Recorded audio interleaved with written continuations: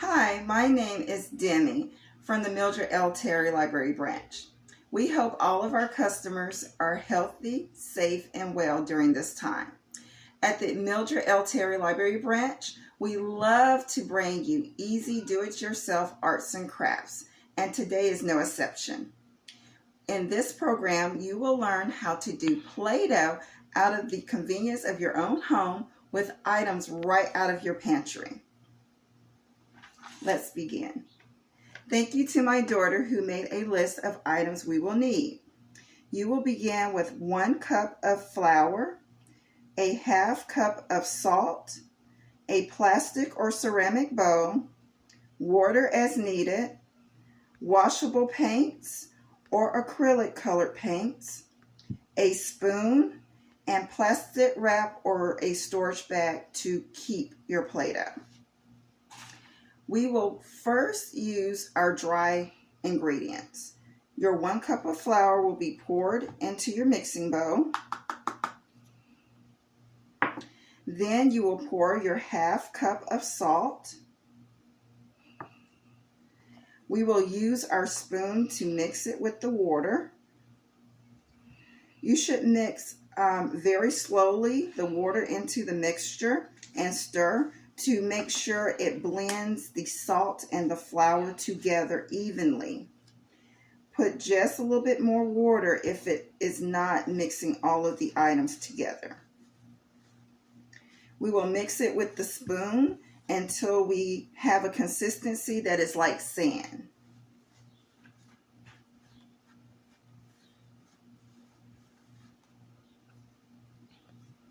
This is the fun part.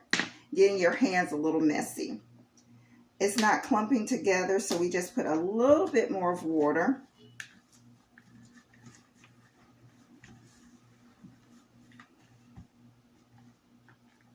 You would then want to get the mixture and begin to mold it into your hands. It should, as I said, have a consistency as sand. And it is fun to get it started. So you want to mold it together back and forth in your hands for maybe about 60 seconds or until you see that it is blended together very well.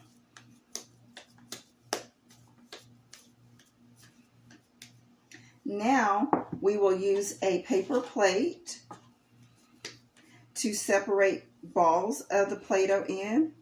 You take sections and you just break them away.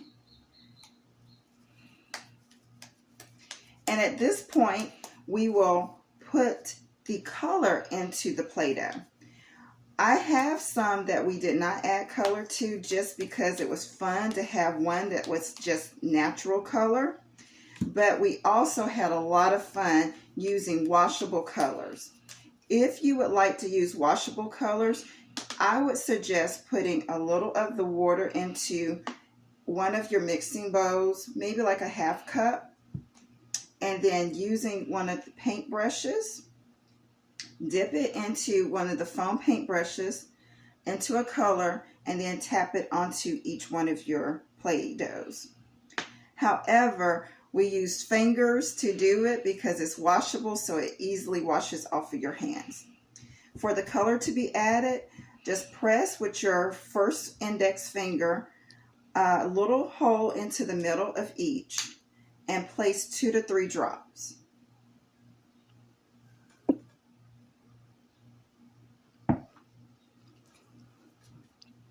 Then you get to blend it into your Play-Doh.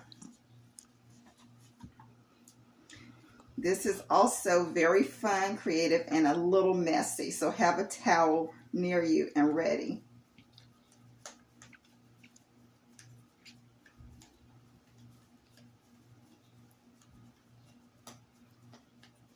As you blend it in your hand, the color also begins to absorb into the Play-Doh.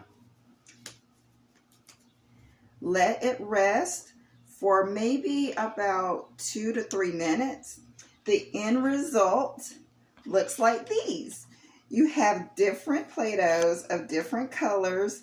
We did some that are neutral, one that is orange, one that is a red swirl, and it's really fun. So to keep it, we always put it into a Ziploc bag for storage into the refrigerator so you can continue to play with it without it hardening and getting dried out. We also, my daughter was very happy to keep one of her Easter molds that had a Easter bunny. We have used these to mold a little Easter bunny, or you can use cookie cutters so that you can make different shapes. I hope this is helpful and very fun for all ages. Please let us know how your creations turn out and send us some pictures. We hope that you enjoy your break and have a very safe time during this time. Thank you. We are springing into summer learning at the Chattahoochee Valley Libraries, and the program you just attended is one of the ways you can earn completions. Just go to cvlga.org and look for Spring into Summer Learning. You can register yourself and your family online, and then start reading and attending our online events. That's all you have to do. We're giving away weekly gift certificates, and every completion you make enters you into a grand prize drawing for tablets, games, gifts, and more. Remember, you have to register to win, cvlga.org, and we'll see you online again real soon.